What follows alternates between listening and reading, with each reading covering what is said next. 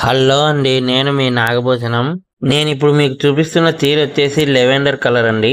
నడుము lavender colour, అంచులు గట్టిపచ్చ అండి. ప్యాక్ వచ్చేసి బ్లాక్ కలర్ నేత నేసానండి.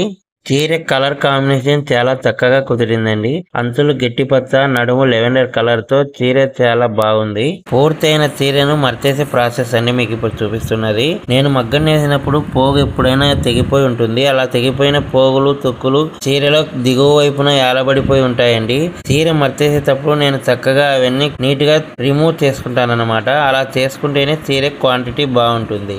అంతేకాదండి, మా నేత కార్మికులు మగ్గం నేయడంతోనే ఒక చీర పూర్తి అయినట్టు కాదండి.